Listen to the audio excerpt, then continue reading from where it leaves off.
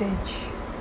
What advantage over an aquatic organism does a terrestrial organism have with regard to obtaining oxygen for respiration? Terrestrial organisms take up oxygen from the atmosphere, whereas aquatic animals need to utilize oxygen present in the water.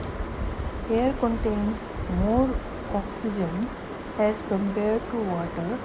Since the content of O2 in air is high, the terrestrial animals do not have to breathe faster to get more oxygen. Therefore, unlike aquatic animals, terrestrial animals do not have to show various adaptations for better gaseous exchange. श्वसन के लिए oxygen प्राप्त करने के मामले में स्थानीय जीव जलीय जीव की तुलना में क्या लाभ रखते हैं?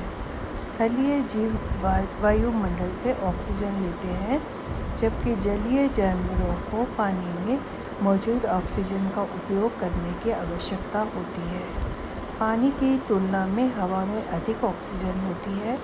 चूँकि हवा में ऑक्सीजन की मात्रा अधिक होती है, इसलिए स्थलीय जानवरों को अधिक ऑक्सीजन प्राप्त करने के लिए तेज़ी से सांस नहीं लेनी पड़ती। इसलिए जलीय जानवरों के विपरीत स्थलीय जानवरों को बेहतर गैसीय विनिमय के लिए विभिन्न अनुकूलन दिखाने की आवश्यकता नहीं होती। Different ways in which glucose is oxidized to provide energy in various organisms.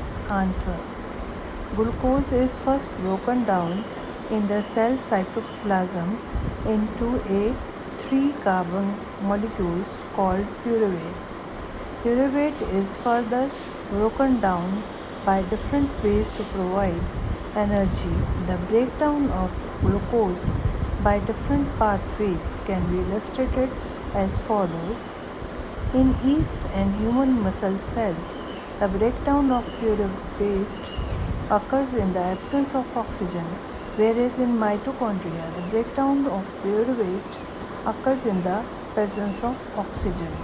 विभिन्न जीवों में ऊर्जा प्रदान करने के लिए ग्लूकोज को ऑक्सीकृत करने के विभिन्न तरीके क्या हैं? उत्तर दीजिए। ग्लूकोज को सबसे पहले कोशिका द्रव्य में 3 कार्बन अणु में तोड़ा जाता है, जिसे पायरुवेट कहते हैं। ऊर्जा प्रदान करने के लिए पायरुवेट को विभिन्न तरीकों में तोड़ा जाता है। विभिन्न मार्गों द्वारा ग्लूकोज के टूटने को इस प्रकार दर्शाया जा सकता है। ईस्ट और मानव मांसपेशी कोशिकाओं में पायरुवेट का टूटना ऑक्सीजन की अनुपस्थिति में होता है, जबकि माइटोकॉन्ड्रिया में पायरुवेट का टूटना ऑक्सीजन की उपस्थिति में होता है। बताया गया है कि पायरुवेट जब टूटता है तो एनर्जी प्रोड्यूस करता है। तो ईस्ट में ethanol plus CO2 plus energy, और जो ह्यूमन मसल्स होते हैं उसमें लैक्टिक एसिड बनता है और एनर्जी प्रोड्यूस होती है।